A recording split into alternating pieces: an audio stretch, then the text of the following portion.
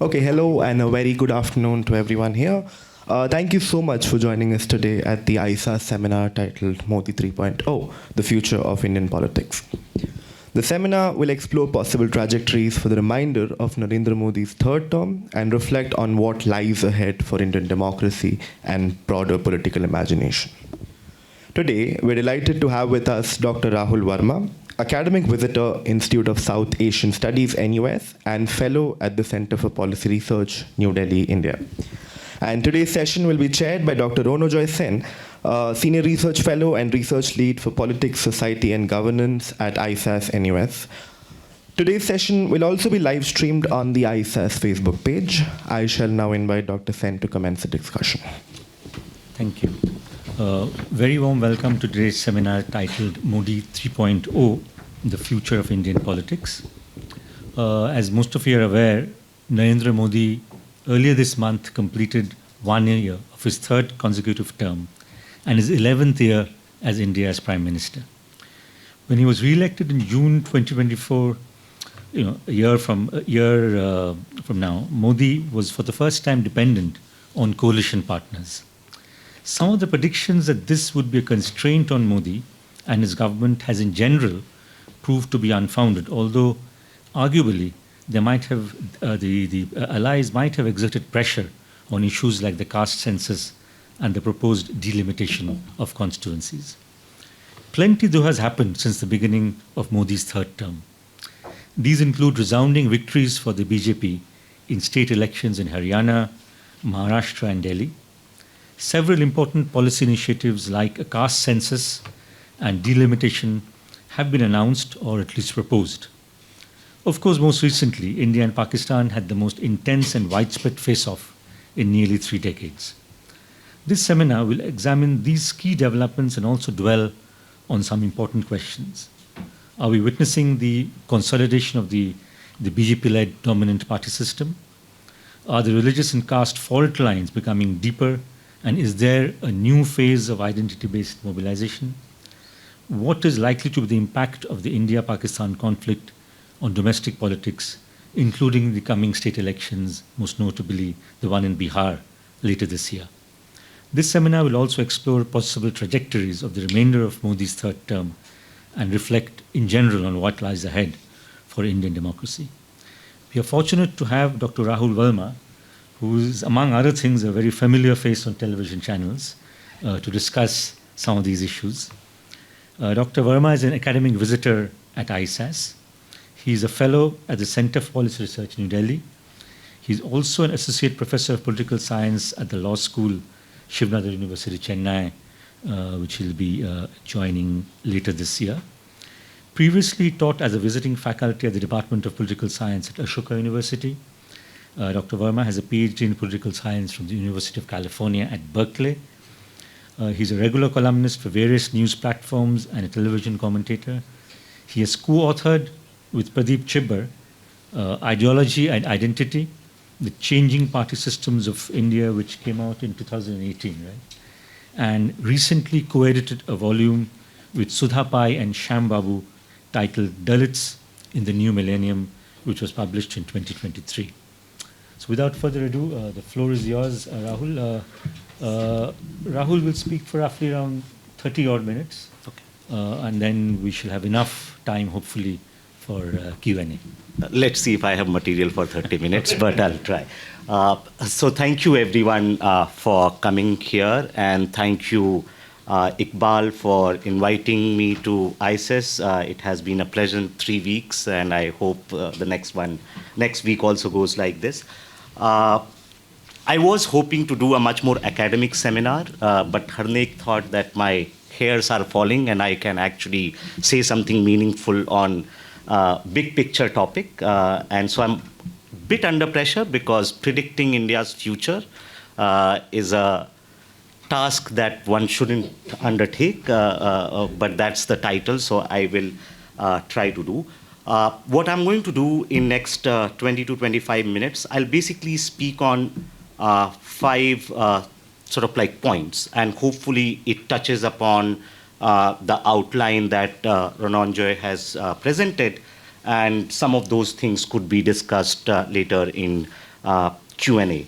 So just to start with what Ranonjoy said, 2024, Modi came to power for third consecutive time, fell short of majority. But if you go back to that period of time, between June and September, it seemed like BJP was in a free fall, right? The situation didn't look well for Prime Minister Modi and BJP. There were apprehensions that allies are going to put much more pressure on the BJP.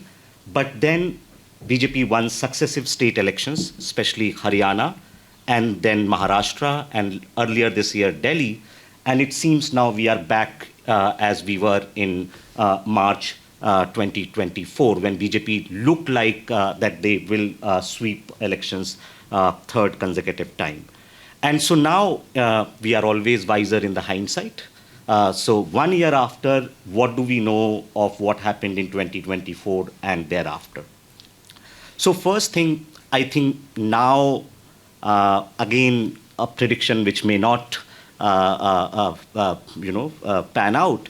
I think BJP has again established itself as a dominant party, and it commands and controls in a way that for foreseeable future, BJP is likely to remain the pole of Indian politics around which electoral competition and politics will sort of like revolve. When I'm saying it will remain a pole, I'm not saying that BJP will win every election. I think electoral uncertainty is part and parcel of India's competitive landscape. But even in places like Tamil Nadu, where BJP is a minor player, it will continue to exert pressure on the kind of campaign that is going to be run. Relatedly, I think everyone, including the Congress party, overestimated what happened in 2024 election. In fact, one way to summarize 2024 election would be that Congress, in its moment of revival or seemingly moment of revival, shrunk further.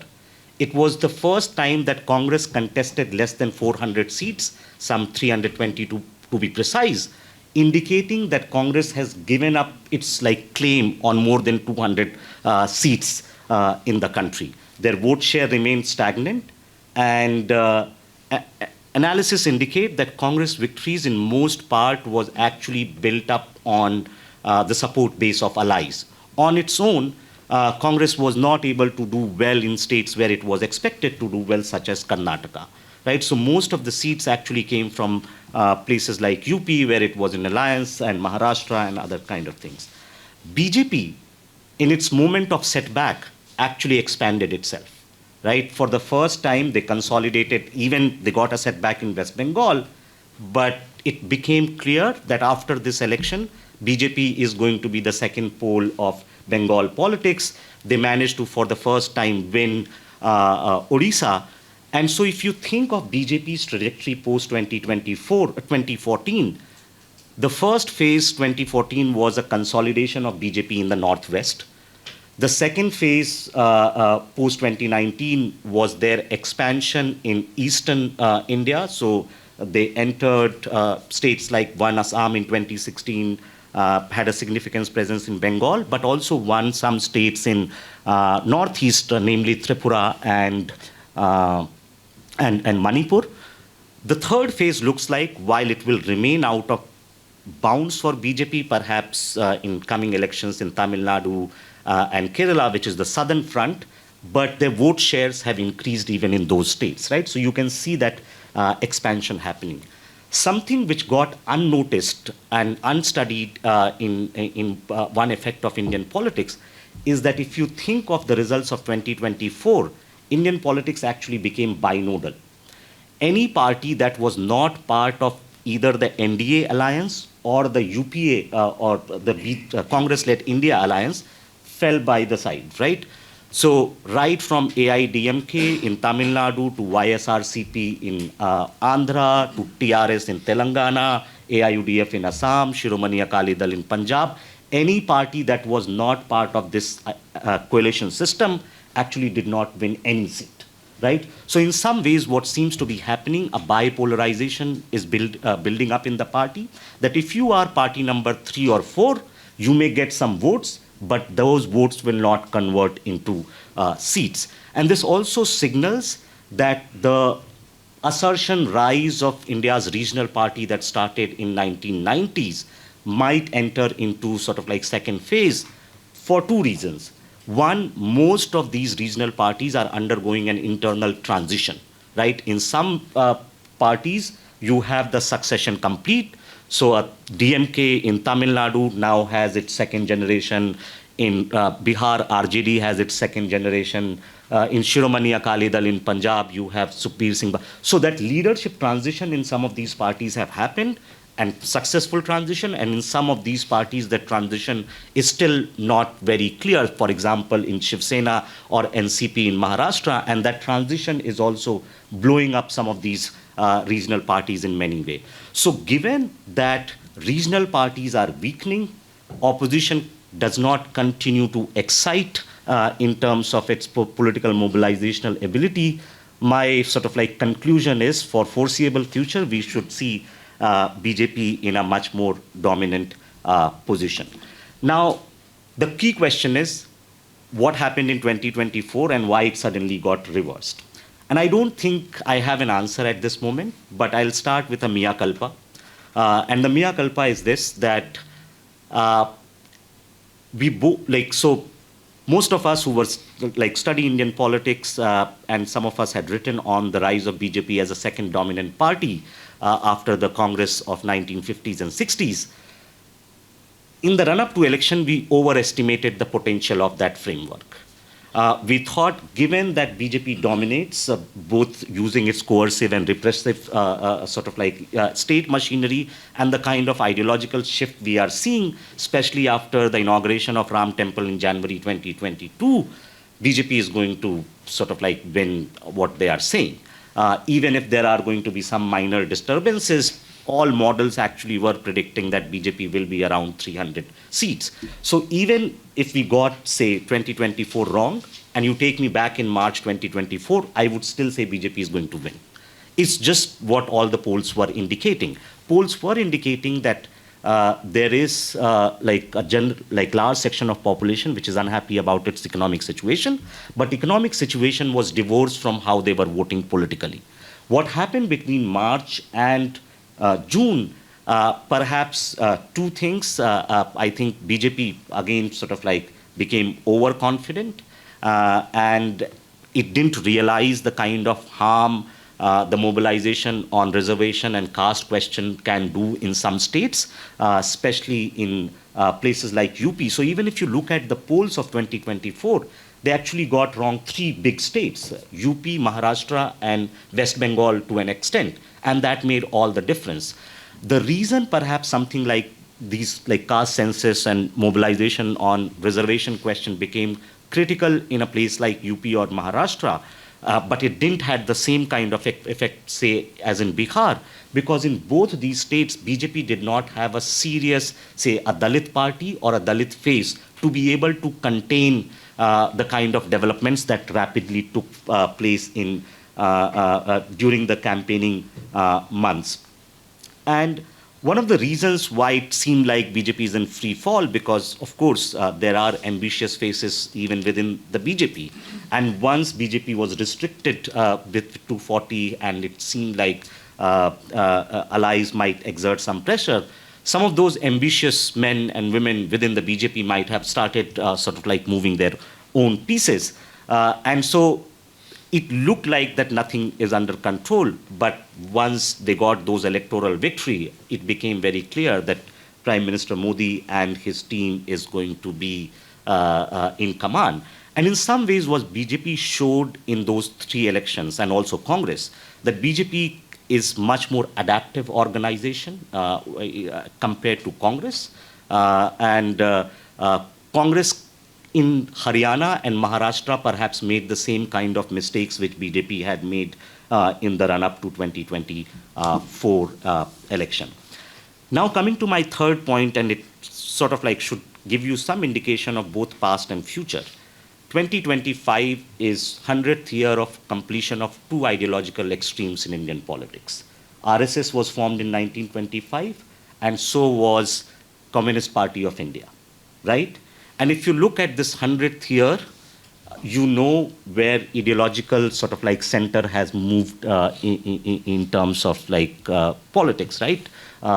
In some ways, among the mass public, this is not to say that Hindutva as an ideology has an acceptance across the board in India, but in a large part, perhaps this ideological messaging has much more coherence compared to what you will call as center-left ideological messaging. And in that sense, not just the parliamentary left, the Communist Party of India, Marxist and Communist Party of India are in decline, but the extra-parliamentary left, such as Naxal movement and other kinds of such forces, are also in deep retreat, and some of this could be basically the state using its machinery in its full force. In last few months, we have seen what kind of actions have been taken in parts of central India.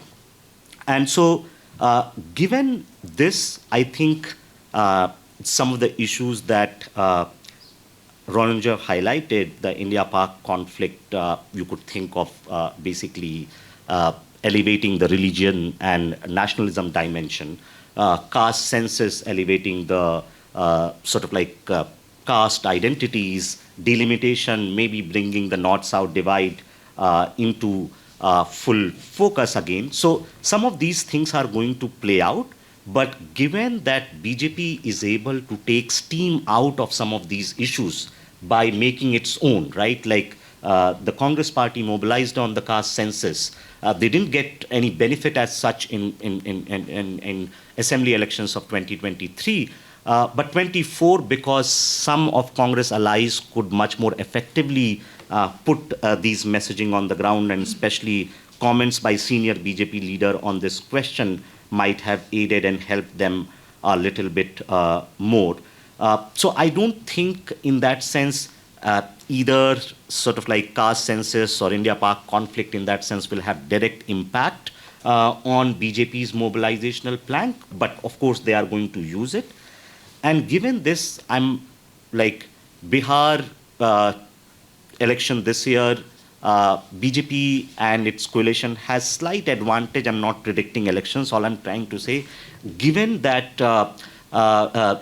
they're sort of like the parties that are in BJP's fold, their ability or their catchment area is much larger than the parties that are on opposition. And so actually some of these issues that you mentioned will have much more resonance in next year's election, which is in East you have Assam and West Bengal, and in South you have Tamil Nadu, Kerala and Pondicherry. And so how BJP performs in some of these elections, will it be able to retain Assam? Will it be able to sort of like make further inroads in West Bengal? Some improvements in Kerala and Tamil Nadu, they now are in alliance with AIDMK. These issues are going to play out in some of these states in much, much more sort of like encompassing way. And we will also get to see how BJP wants to use some of these issues for mobilizational purposes. But one thing is very certain, which is that the welfare architecture that BJP has created in last 4, 5, 6 years will continue to be there.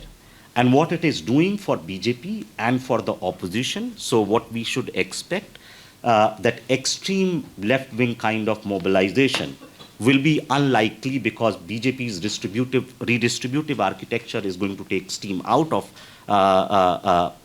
that. But it will also put them in a better situation where they are able to target different constituencies at the same time. So religion and nationalism targets their core base of upper caste, middle classes, and the welfare architecture helps them to mobilize a part of poor and lower caste, giving them a significant sort of like catchment area. Now, I'll take some, like I hope some of these things will get me questions, but just to sort of like end the conversation, I want to put what's happening in India also in global perspective. Because one way to think of BJP or Modi from 2014 to 2025 as 11-year term or 3 terms. But I would also like to think of this in like the pre-COVID and post-COVID world. I think if you look at the period between 2014 and 2021, BJP government at least looked like more active or doing something. Whether it actually resulted in good things or bad things, that's a different matter of time. But both on economic front and on political front, they kept on raising one issue after the other, right? On economic fronts, you could think of like perhaps bad policy measures at demonetization, but also on land, on banking code, on labor reforms, on farm laws, on everything they tried to move the needle. And once they got sort of like a bigger mandate in 2019, you saw the full throttle of the ideological project. CANRC, Kashmir, and sort of like judgment on Ram Temple, all of them happened around after the 2019 election outcome. But post-2020, the world changed. And the world changed in multiple ways for many people. One, I think, and there are many more people in this room who can comment on this much better than me, but international system has gone in flux. Most incumbent governments after 2021 did not come back to power. And so in that sense, Modi coming back to power, even with reduced majority, is a significant thing. And in this period, all governments seems to be doing kind of firefighting, right? External crisis is shaping their response to what is happening even in domestic context. So there were internal crises that are getting built up in the system. So for example, there was a unprecedented mobilization on the question of farm bills, right, which happened in 2020, 2021. And at some point, the government decided perhaps they shouldn't spend any more political capital on this. They stayed there for more than a year. And then by the end of 2021, they sort of like took back those bills. But externally, you have seen multiple conflicts happening, first with Russia, Ukraine, and now Israel, Palestine, and then now Israel, Iran, and US coming into the picture, and then Trump coming as president last year. In some ways, global economic system is in flux. Now, this could basically give two kinds of impression to Indian politicians and Indian policymakers. One, we have to firefight. And two, there could be also an element of complacency. And the element of complacency might have come from this fact that Indian economy at the aggregate level continues to grow at 6.5%.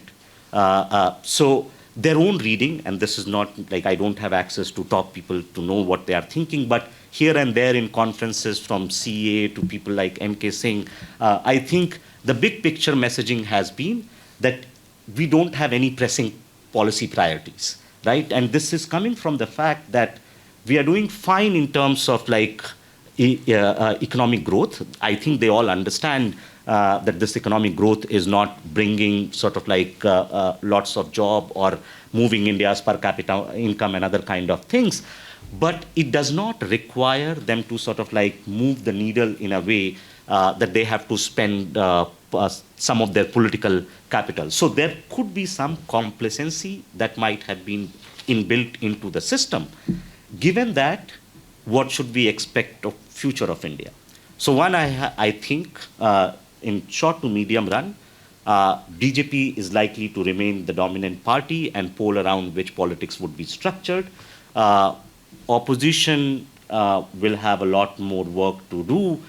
I don't think they have sort of like have a coherent narrative to how to challenge the BJP. And those who are like older and actually have lost hairs, unlike me, they could go back in 1970s and can think,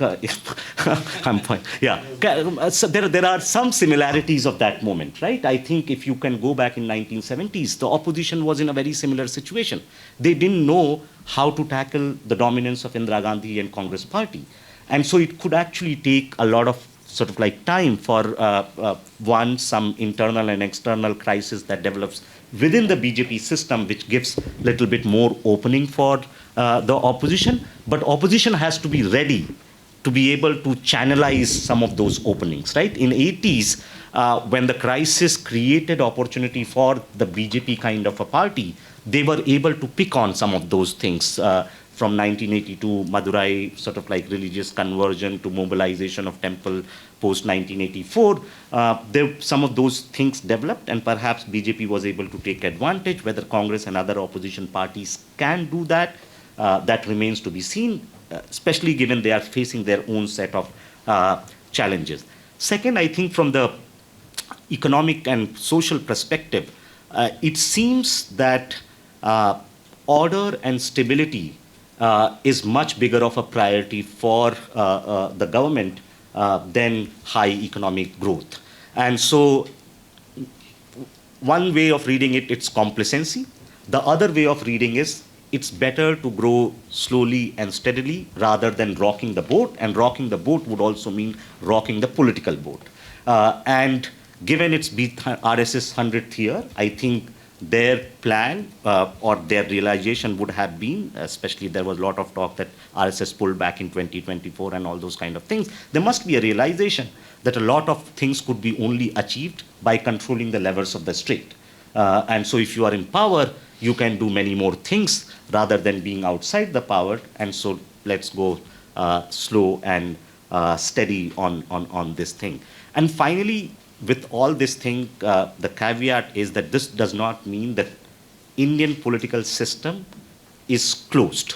In a sense that BJP is there and there's no opening. I think every 2 to 3 years, there is much more sort of like opening for opposition to be able to mobilize and sort of like make headway. So some level of political uncertainties are going to be there.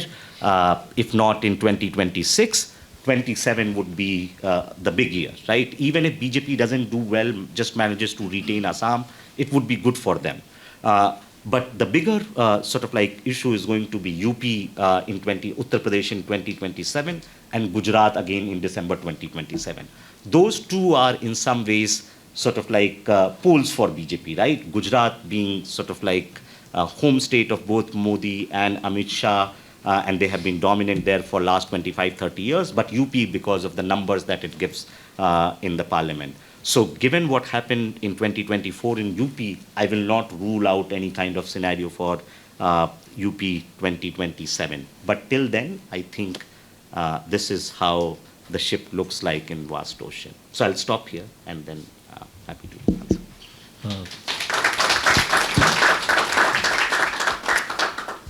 Thank you, Rahul, first of all, for keeping to the time, and secondly, for your fascinating insights. I'm sure there are plenty of questions in the audience.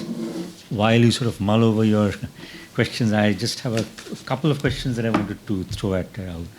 One, since your the talk is titled Modi 3.0, so there is the centrality of Modi. So my question is, how central is Modi? You talked about the the one party, the BJP dominant party system.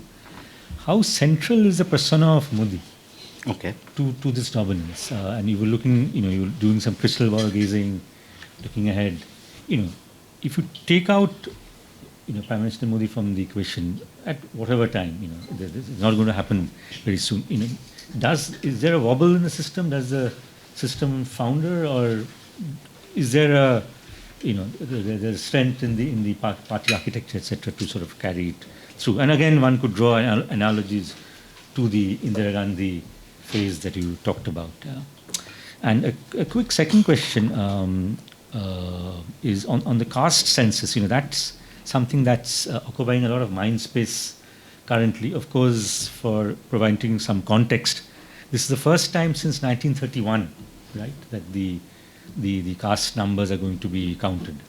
I believe in 1941, in the midst of World War II, the caste census was actually done, but those figures were never released. So also with the survey that was conducted in UPA 2 under Manmohan Singh. So how do you sort of foresee the caste census reshaping not just BJP's politics or party politics, but also the general discourse on politics and policy ramifications. That maybe if you could just take a stab at that. Thank you, Rananjoy. So let me start on the first question. Centrality of Modi to the current system. Perhaps it is difficult to imagine BJP system without Modi. But let me sort of like take a step back. I don't want to see sort of like history or polity as footnote to big men. Right? Yes, there are men and women who are consequential and they shape and reshape how things happen. But to me, if you look in the longer horizon of Indian politics of last 100 years, a BJP kind of party would have come up. What Modi did, and I would say, is basically fast-paced forces, social forces of history, something which would have happened in 10 years or 15 years down the line. Modi, because of force of his personality and charisma, may have sort of like played as a catalyst to this thing. So it would lot. So the current dominance of the BJP is, of course, built on Modi's personality and charisma. Would it survive once he exits the system? I hope he doesn't listen to this.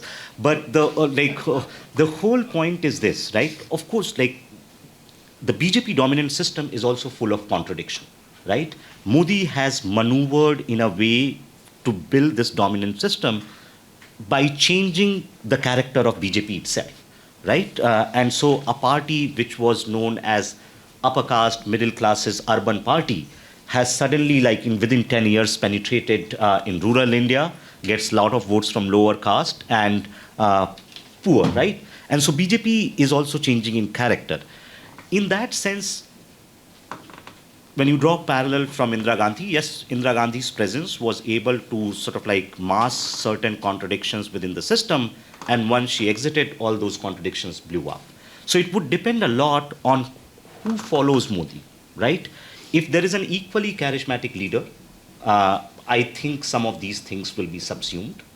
If not, BJP will face challenges. And some of these sort of like contradictions are going to only deepen and fracture in next 4 to 5 years.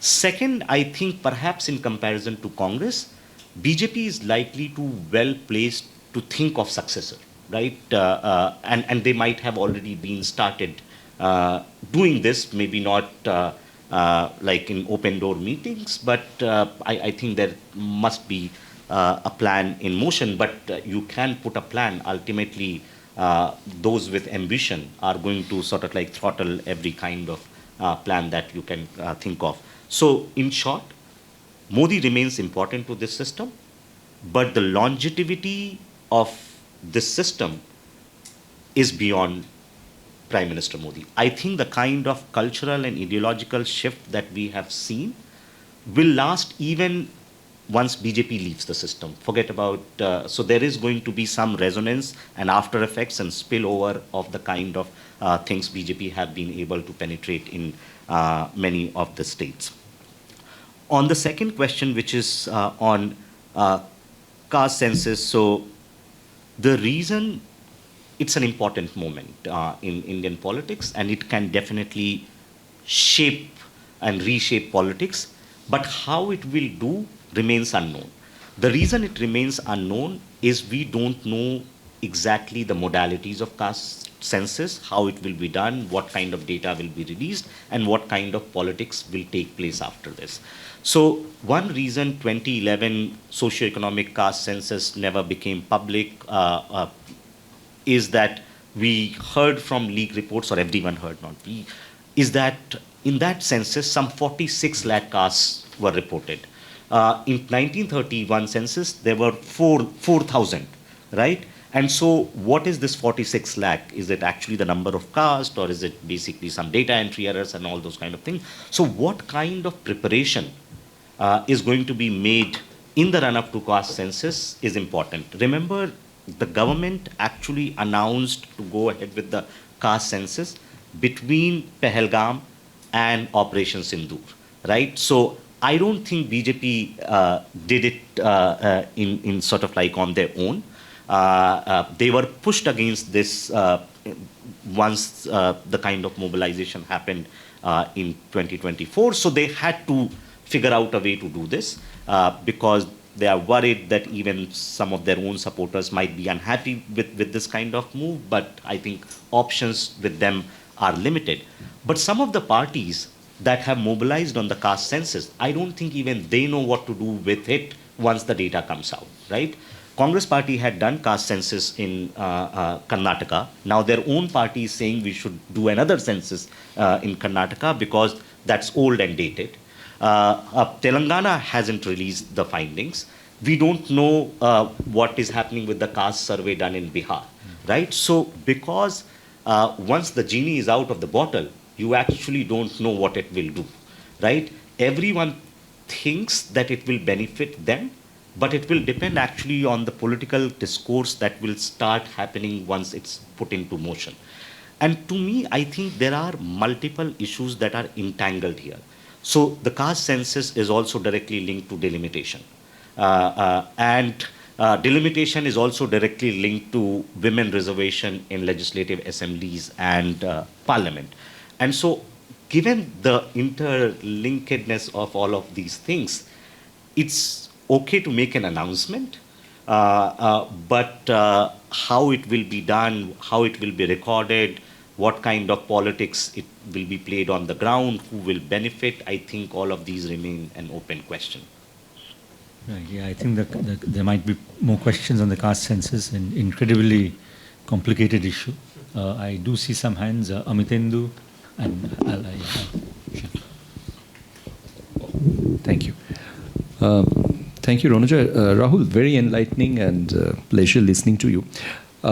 I had a question, and I'm picking up that future of Indian politics part, and I just wanted to bring another dimension into the discussion. If we look back at the last 15 to 20 years, by and large, the broad strand of politics has been the politics of entitlement. And there is competitive populism, which has been accelerating at a tremendous pace. And today we see a situation where almost every state is politically trying to compete with each other at an absolute level on the handouts.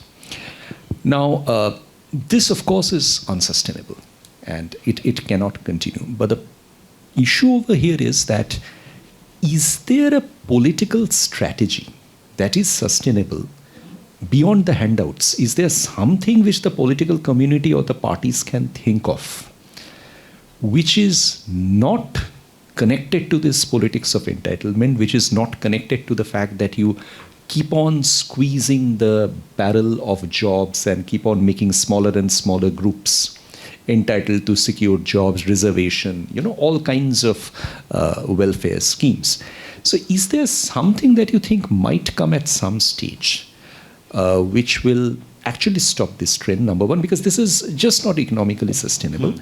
And secondly, if that has to happen, where might it come from? And what I'm thinking about in this is that you made this very interesting empirical observation that 1925 and 2025, an extreme right-wing ideology vis-a-vis an extreme left-wing ideology. Now, if we look at the extreme left-wing ideology, then it is more connectable to this whole idea of an entitled social welfare scheme. But does that mean that, in a sense, parties are turning more leftist in this respect? So we'd be happy to have your thoughts on that. Why don't you answer, as of now, one question? Sure. Okay, so Amitendu, pardon me if I say anything not sound on answer to this question. So I think the first answer would be that competitive populism or welfare architecture is going to continue, and it's now going to be norm across the globe, right? You see this happening even in US with Biden and also with Trump. So in some ways, like this is my reading, I think political leaders across the globe, there might be a realization that we cannot actually sort of like just depend on market forces to be able to take care of the problems of the bottom half. And if you have to win elections and remain politically relevant, you need to cater to their sort of like needs and aspirations. So I think by and large, we are seeing this trend happening everywhere. Second, so at CPR, we had collected manifestos of three parties, Congress, BJP, and CPM for last 75 years. And we just did a word count of like how much space they are allocating to different themes. And what comes out that now all parties are giving more space to sort of like welfare. So in some ways, there is convergence or consensus happening on this question that we need to be welfarist in orientation. The third point which you are asking is, are we seeing any indication of whether it is economically sustainable? I think most economists think no.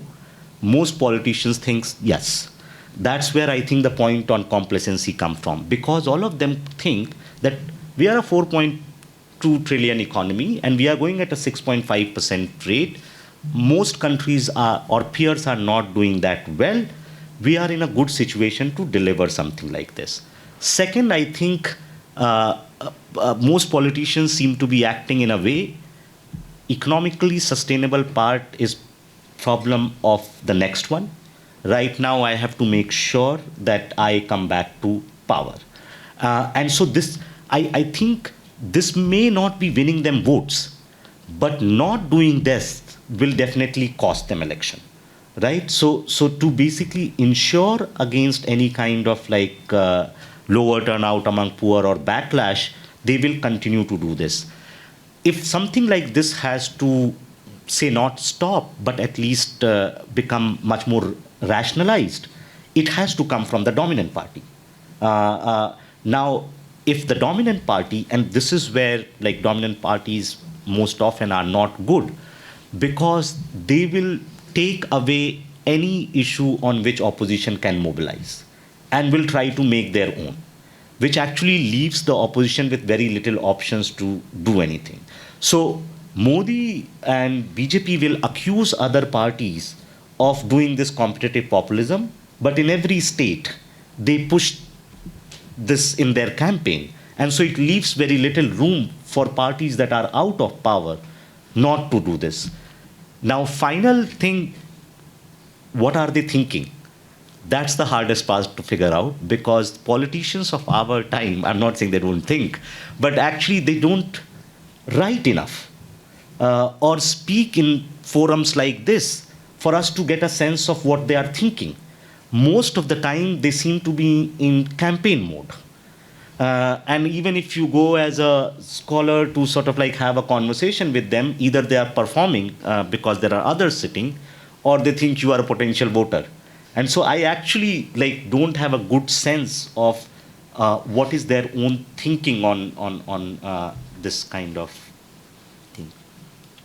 Right. So I think in the order that I've seen the hands, Ivan. Well, first, thank you for a masterful presentation. It was really impressive. My question is about RSS. As you know, during the last election, there were claims in Indian media that there was some type of tension between RSS and BJP. Some people explained BJP's unexpectedly lower showing than was previously thought with this kind of tension. And some people, let's say journalists like say Shankar Gupta, explained this as a kind of RSS pushback against what he described as the personality code around Modi. So do you think that there is such an element? Is there any tension between RSS and BJP? Is it related to the personality of the leader, or is this just media speculation? Thank you. Thank you, Ivan. So I think partly it's sort of like blown up by media speculations. The reason I would say there is, in any party or in any big organization, there is always going to be competing interest. And so there are bound to be some power politics around to get more sort of like space. BJP did badly in two states. Unless the argument is that RSS BJP tensions was just in UP and Maharashtra, but not in Madhya Pradesh and other sort of like places, then it would be hard to sort of like validate this claim. Second problem with this kind of claim is that it assumes that RSS has a sort of like a structure from where one person gets unhappy and then calls everyone and says, I'm unhappy, don't do anything. And BJP doesn't find out and does nothing during the campaign, right? So, like, I just don't buy this sort of like unhappiness logic. In fact, like, in any case, Modi should be that blue-eyed boy, right?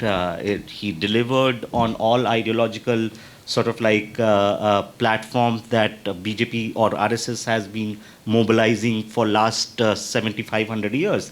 And in fact, like the kind of growth and acceptance they might have seen in last 11 years have not happened. So I think this tension is basically overblown by media speculation, and it also helps some people who want to see this happen, right? So it's a projection of belief rather than actual reality in that sense.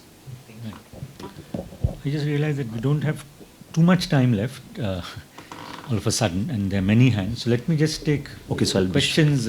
No, you can take your time. So I'll just take questions three at a time maybe. So Sandeep, Beyonce, and I think I saw you.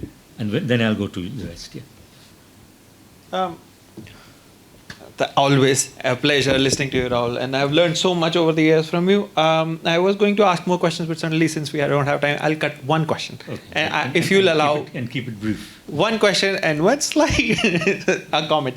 The question is, I have felt that in the last 1 year at least, there is this, or a little longer, there's this new ideological project gaining ground called Viksit Bharat.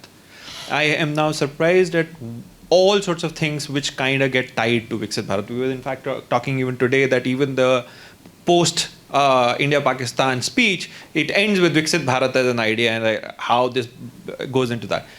And so I just want to get your sense of, I know it's still early days, this is a project like this would be a long project, but is it a real mobilization of the kind that like we have seen with Deng Xiaoping or Park Chung-hee in South Korea in 70s, or is this, I mean, what right now, because again, I know that these things take time and they shape up, but in the beginning days, what seems to be shaping up here?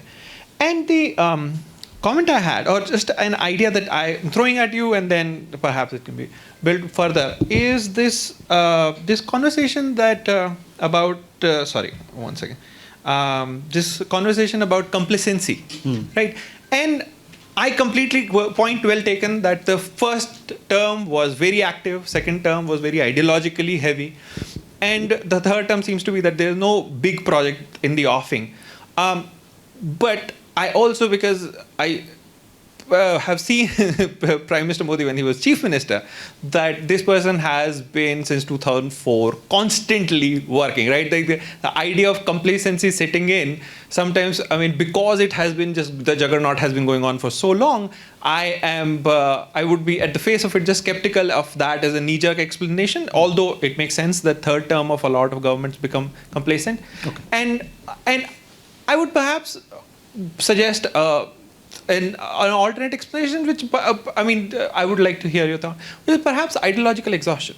What you said, right, that to a certain degree, they have delivered all the things that RSS was asking for a very long time, right? A lot of that agenda has been cleared up already. A lot of similarly, and perhaps the part of it is also that from the opposition, there is no challenge coming, so they're not really weak and they don't have to move in any directions because they have kind of have handle on the anti-corruption challenge, on the whatever communal secular challenge, the caste challenge. So perhaps there's something else going on. Sure.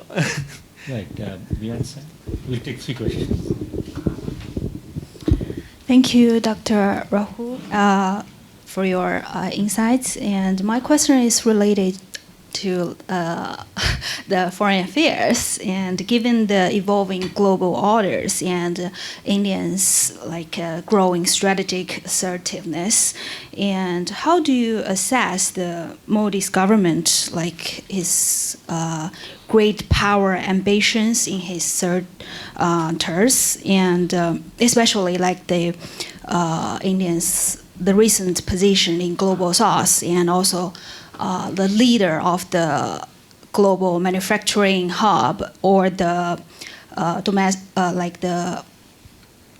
diplomatic tendency in the Russia-Ukraine war, and so specifically, what trajectory do you foresee for Indian-China's relation under BJP's domestic politics influence, and is a risk of the long-term strategic decoupling, or some areas cooperation, especially the last year, the September 2024, the two sides of the border issues were settled. Okay. That's my question. Thank you.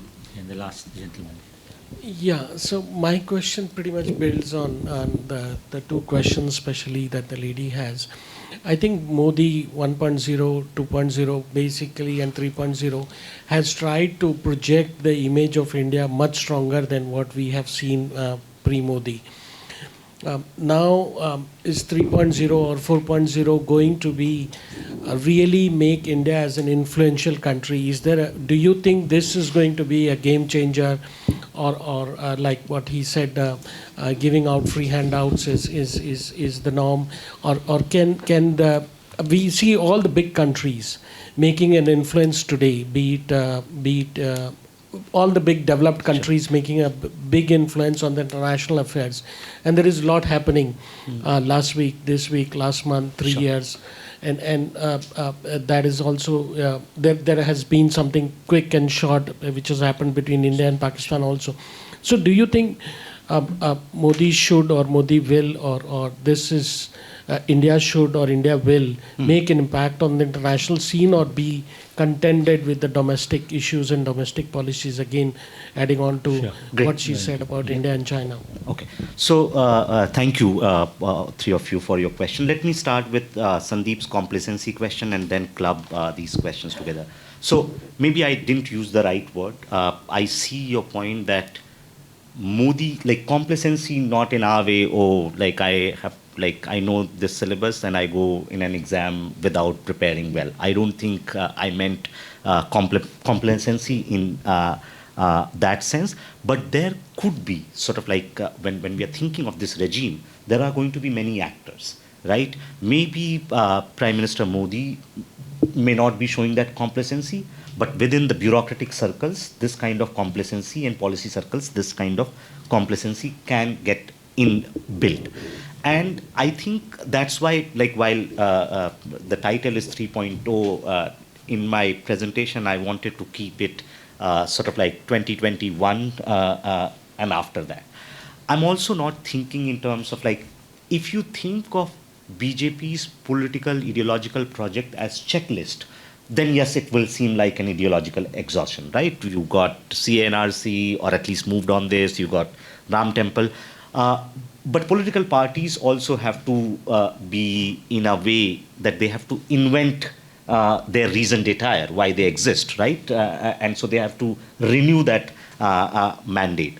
I think the complacency is much more maybe because of the macroeconomic growth picture, and when you compare to your sort of peers, but it's not that they're taking it for granted, the electoral side of it. They know that they are in a better situation, but every state, even municipal elections, they'll put their full force. So in a sense, they are not leaving anything to chance, not because they just want to win.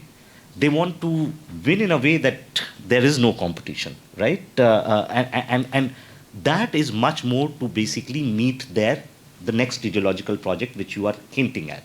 The problem with Viksit Bharat kind of so it's an idea. The problem, I don't want to call it an ideological project, because on ideological projects, I try to see what could be the opposition to it. Now, no one is going to say, I don't want Viksit Bharat, right? I think the opposition is going to be on the elements of what Viksit Bharat is going to be. And Viksit Bharat as a political campaign actually brings out all smaller tenets into one theme, right? The mobilization on religion, the mobilization on nation, the mobilization of having a great leader, and the mobilization of economic development, right? All these themes could be brought into a single sort of like overarching narrative, and then this great power ambition and all those kind of things. So India is trying to project itself, if not as a major power, at least a rising power. And they think, given the flux in the system, they have a real chance, and they can strategically maneuver other powers to get a seat on the table. I think that's their aim, and there is realization that without economic capabilities and military power, that sort of like ambition will only remain ambition, but it doesn't cost you to project, right? And so they are projecting. To me, whether India will be able to reach there, I think I have my own doubts, and I'm skeptical given the level of economic development we have and the kind of sort of like growth you need to be able to project yourself.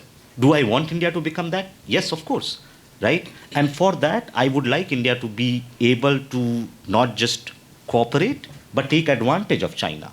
I would want India to be able to take advantage of United States. China grew on the back of United States. And so if India has to grow, it cannot risk other geopolitical sort of like powers and think it can grow.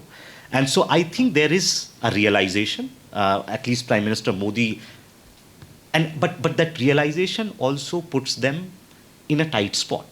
The tight spot is this, like their own internal and domestic politics forces them to conduct politics in one way, which brings the question of geopolitics and international politics to be used to mobilize people at home for BJP to win power. But once you use that kind of rhetoric at home, it basically creates a pressure, or it creates another kind of problem for what you could do in the international arena. So what perhaps BJP and Modi has to figure out in its remainder of the term and next term, how not to raise pitch on certain issues to an extent that it constrains them what they can and cannot do. And so in case of China, I think both China and India realize, or at least India should realize, that confrontation is not the way to go ahead. The problem is that there is also a bigger sort of like theater so no country is going to just rely on friendly relations and cooperation to project power. On the back, they will also play all kinds of games.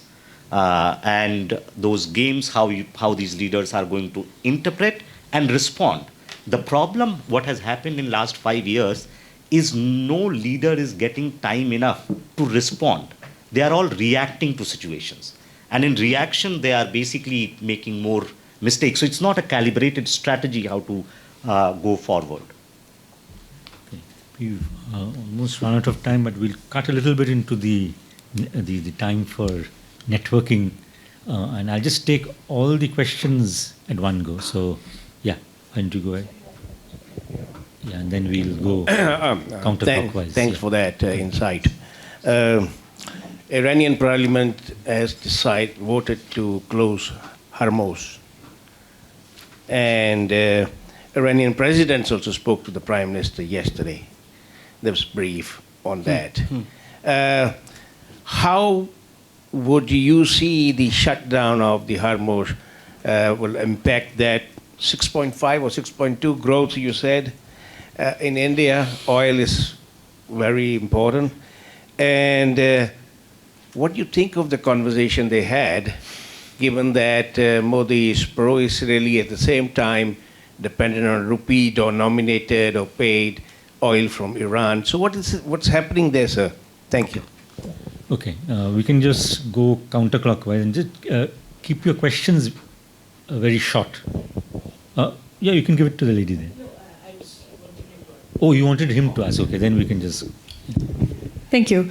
I'll keep my question really short. Given how unpredictable the last elections were, I wanted to know your views on whether there are likely to be more swing states in the next elections, and what would be the relevance of these states, whether they would be detrimental to BJP's progress ahead. So, thank you. Okay. Yeah, thanks, Rahul. It's always a delight to listen to you. So my question was regarding the new faces that we are seeing, coming up in the states like Madhya Pradesh, Rajasthan.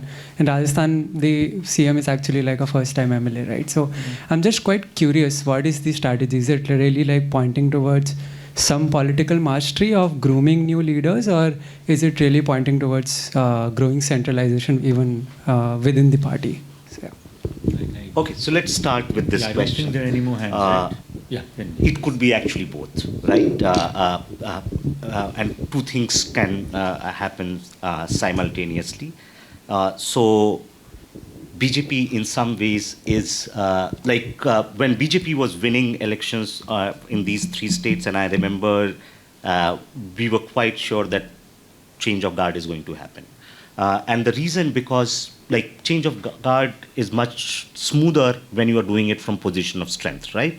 And so they did they did this. One, it is to, you can say, sideline sort of like more established leaders and bring more centralization and power to, say, Prime Minister Modi and Amit Shah, right? That's one way to think. And I don't deny that may have been one reason to do. But it's also to do the generational change, right? And sometimes this is where political parties have to take the risk. In Rajasthan, that generational change, at least for the moment, seemed to have backfired, right? So, but you have to take the risk when you want to bring that new leader. Where I can think that it's partly why I'm saying it's partly generational change, because all three leaders actually come from BJP's ideological core. All of them were basically members of Akhil Bharatiya Vidyarthi Parishad, right? So they're basically going to their core to bring new leaders in that sense. So I think both things are simultaneously happening, and that's why, to the centrality of Modi's system, my answer was that BJP is also simultaneously thinking of succession. They don't have to just think succession of one person, right? But basically post, the reason why BJP was much more ready once both Vajpayee and Advani exited the scene, because some of these leaders were groomed in the 1990s. And I think it's important to, so BJP's own messaging is that leaders are not born, they are created within the organization, right? And so I think that would be my answer. On the, one reason I study Indian elections or elections, they are unpredictable and they should remain unpredictable. If I knew which party is going to win which state, it would be a boring enterprise to take, right? I can talk about elections at 4 a.m. The reason I do that, because I don't know what's going to happen. Yes, there is a structure to politics, right? So if I think hard about that structure, I can place some bet on who's likely to do better. But that doesn't mean that my bet is always going to be right? So I can create and generate hypotheses why I think party X is in advantage in Bihar, but that may or may not turn out. Now, one state alone is not going to change the direction of so when I said dominant party system, that means BJP may lose some elections. It's not going to win every election, right? But there are some elections which are going to be central to where the system is moving. I think even if BJP had lost Delhi, it wouldn't have made a difference, assembly election. But winning Maharashtra and winning that big was very, very important to change the rising tide of perception that BJP is in free fall, right? Haryana, we thought it was a fluke. But once they won Maharashtra, I think all the conversations that the BJP dominant system is on the decline sort of went away in that sense. So all elections that are coming have some degree of unpredictability, and that's the fun of it. But I think the conversations will really change after UP and Gujarat. So 2027 is key from what's going to happen to BJP's dominant system. If BJP manages to sort of like win Bengal, then we are in a very different world, right? So that's how the importance of elections are going to be. The question that you asked about Modi speaking to president, so the fun thing about Prime Minister Modi is he managed to hug anyone and he manages to speak to anyone, right? And that has surprised analysts in different ways, right? On a single trip, he meets both the Ukrainian president and Putin and hugs both of them. Now, what he talks to them, that I don't know, right? But I think that's the leverage which India has got at the moment. This is not like because India is a great country or Modi is a great leader. It's just the situation, right, or the circumstances that has created India's leverage. And I hope for India's sake, India is able to take advantage of this leverage.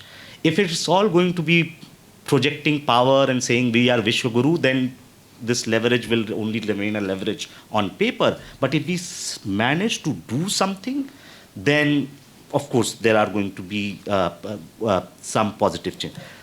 One, like I would want, like, so something I heard from Sandeep, and he may be able to better say these things because I don't study the area of international trade or geopolitics.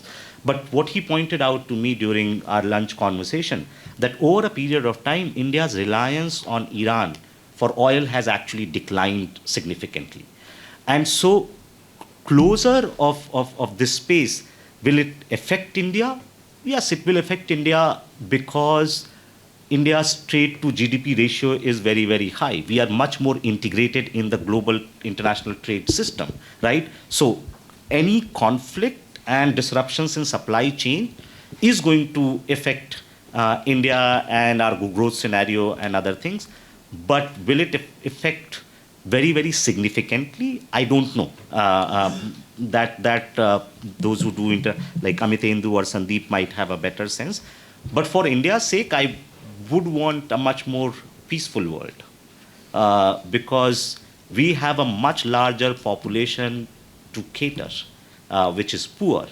And so we should be able to integrate ourselves into the world system in a way that helps us bringing a larger number of people, not just out of poverty, but grow in our GDP per capita income. So conflict, like I'm not talking like a pacifist, oh, the world should be peaceful and all those kind of things. I think it's just important at this moment of time for us. Okay, thank you, Rahul, not just for the talk, but also patiently answering all the questions that were thrown at you. Could we have a round of applause once again? Thanks for attending. Thank you, everyone. Thanks, Rahul.